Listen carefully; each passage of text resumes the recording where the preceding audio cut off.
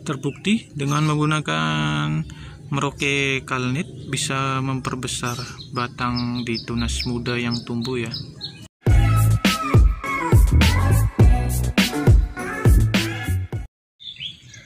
Assalamualaikum warahmatullahi wabarakatuh. Hari ini Minggu tanggal 21 Maret saya akan update tabulan pot anggur jenis akademik yang saya buat di 2 minggu kemarin. Ini progres pembentukan batang tersier. Cuman sebelumnya saya stres air ya, berharap bisa membawa klaster bunga atau bonus ya. Sekedar info, ini adalah bibit on root, akademik on root, bukan hasil grafting. Nih, ini nggak ada bekas graftingnya ya. Ini benar-benar tunas, cutting, kemudian ini tumbuh tunas 2 ini. Jadi ini on root, bukan, nggak pakai rootstock bawah, nggak ada batang rootstocknya. Dari cutting akademik asli langsung di stack. Sekaligus ini uji coba ya. Jadi pertumbuhan pohon on root itu seperti apa? Apakah ada perbedaan dengan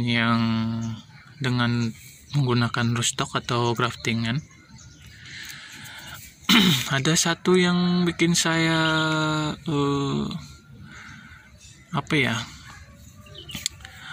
kagum juga, kok bisa nih dia batang tersier yang tumbuh ini lebih besar dari sekunder ini. Bisa dilihat nih ukurannya.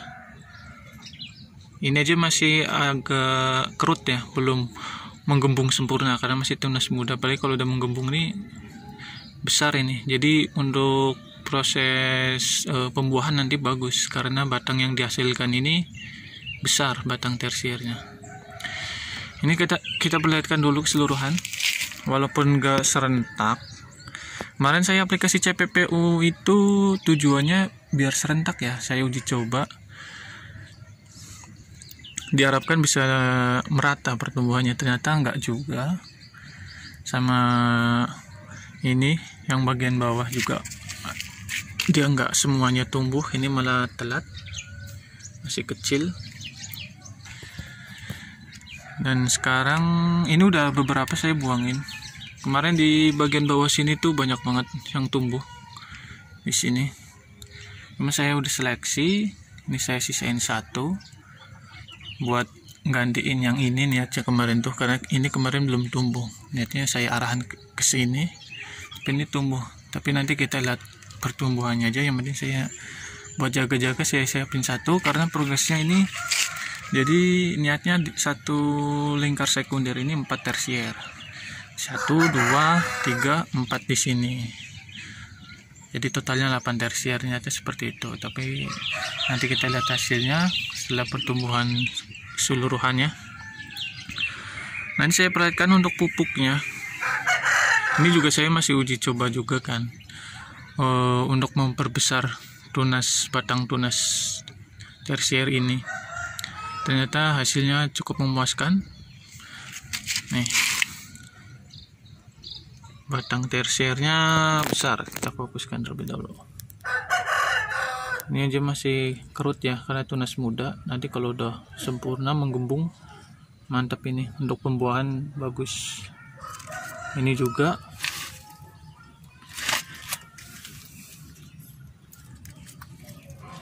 Ini juga besar. Terus lebih besar dari batang sekundernya ini. Ini kecil banget. Di sini udah mulai membesar. Jadi tunas yang tumbuh itu bagus. Sama ini efek CPPU nih. Daun keriting, sampingnya kering. Ini pada saya pakai dosis kemarin 2:1 ya, tapi masih ada efek seperti ini. Tapi untuk tunas ujungnya sudah bagus. Hanya yang di sini aja, mungkin karena batang ujungnya ini ya, batang muda banget.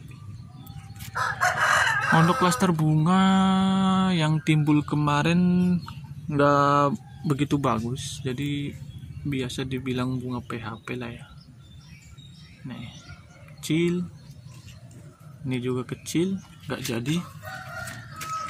sama mana ya, kemarin ada yang agak bagusan. Ini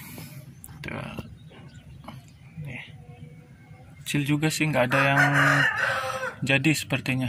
Cuman di sini kita dapat batang tersier bagus-bagus hasil pemupukan rutin saya. Ini saya perlihatkan untuk pupuknya.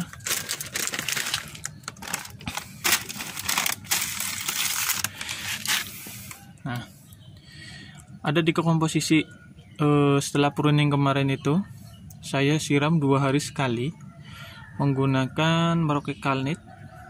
Di sini saya mencari kalsiumnya ya, karena kalsium di sini tinggi 26%. Kemudian ini magnesium sama satunya Ponska.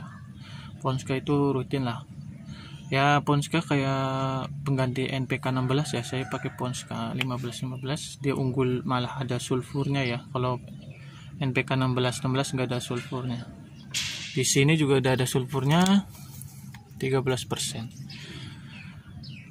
Saya fokus ke ininya, kalsiumnya, karena kalsium itu untuk batang dan ininya ya, tulang-tulang daunnya. Jadi daun lebih hijau juga, jadi memperkuat sel juga. Makanya saya berpikir mungkin dengan menggunakan kalsium ini diharapkan batang akan lebih bagus, lebih besar. Jadi tunas yang tumbuh tuh nggak kecil, diharapkan lebih kokoh, lebih kuat nih. Kayak gini aja batang muda ini keras nih, nggak lembek atau lemes gitu ya. Lebih, pokoknya kalau udah nyoba ini nanti bisa dicoba sendiri deh. Lebih keras untuk batang ininya, tunasnya. Walaupun tunas muda seperti ini nih lebih terasa kaku. Makanya saya coba pakai ini. Ini sebenarnya racikan untuk abemik ya. Semua abemik untuk komposisi A ini pasti menggunakan kalsium. Karena awalnya saya coba di tanaman melon semi hidroponik, saya pakai ini bagus. Dari batangnya tuh keras dan membesar, sama daunnya lebih lebar lagi, lebih sehat lah. Tunas yang tumbuh tuh lebih bagus. Makanya saya coba aplikasikan di anggur.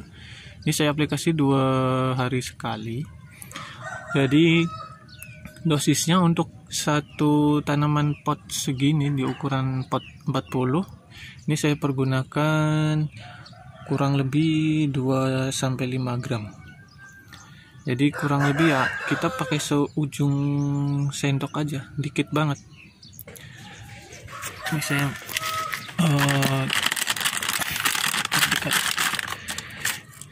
ini komposisinya sama. Untuk ponskanya setengah sendok makan. Kita pakai takaran perkiraan aja. Saya nggak pakai alat ukur, nggak biasa pakai alat ukur. Ininya 1/4 sendok makan, sendok teh. Ininya juga 1/4 sendok teh. Kemudian ponskanya setengah sendok teh. Kita cairkan di air kurang lebih 2 liter. Kemudian kita siramkan ke tanaman tiap 2 hari sekali. Dan hasilnya ini batang pun besar, daun pun sehat.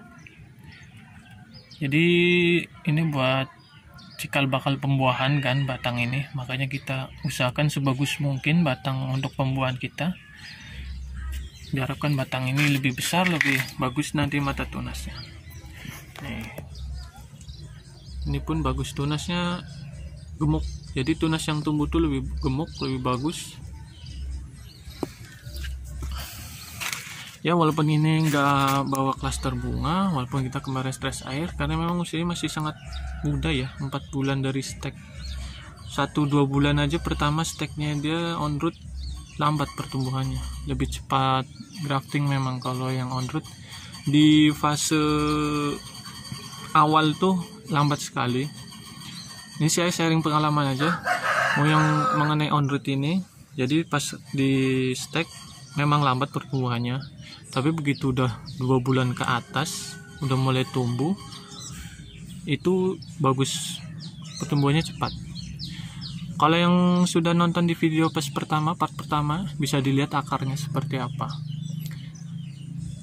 Itu akarnya sangat banyak, saya aja kaget pohon on-road bisa sebagus itu akarnya. Ternyata perakarannya bagus juga walaupun on-road, cuman dia lemahnya di usia dini pas baru awal stek itu. Oh ya, ini untuk sulurnya saya buangin supaya nutrisi fokus ke bagian tunas saja. Jadi ini mohon maaf baru saya upload setelah 2 minggu. Kemarin niatnya 1 minggu ya, cuman belum begitu terlihat kan, baru kecil-kecil tunasnya. Jadi intinya di sini yang saya dapatkan itu pertumbuhan tunas lebih bagus dengan menggunakan 3 komposisi pupuk ini. Satunya Ponska ya, saya nggak bawa Ponskanya. 2 hari sekali saya aplikasikan. Ini saya masih uji coba, tapi memang efeknya sudah terlihat. Belum saya coba berkali-kali ya, ini baru yang pertama, tapi udah terlihat hasilnya. Bila ada yang pernah mengalami atau pengalaman menggunakan pupuk ini, mengenai pupuk ini untuk memperbagus tunas yang tumbuh, silahkan tulis di kolom komentar. Ini saya juga baru uji coba. Nanti kita lihat lagi, diharapkan ini 2 bulan ke depan sudah bisa dibuahkan. Mungkin 2 minggu ke depan saya update lagi ya untuk hasil batang yang tumbuh ini akan seberapa besar. Karena ini udah cukup besar nih. Biasanya nggak seperti ini kalau tunas tumbuh, apalagi ini batang kecil ya, tunas batang hijau juga. Oke, sekian update kali ini, mungkin agak panjang, ini hanya sharing. Jadi beginilah updatean kondisi tabulan pot anggur jenis akademik di part 1. Intinya kita di sini pembentukan batang tersier dengan kondisi sebagus mungkin untuk persiapan pembuahan 2 bulan ke depan. Sekian video kali ini, semoga bermanfaat. Bila ada kritik, saran atau sharing pengalaman, silakan tulis di kolom komentar. Dan wassalamualaikum warahmatullahi wabarakatuh.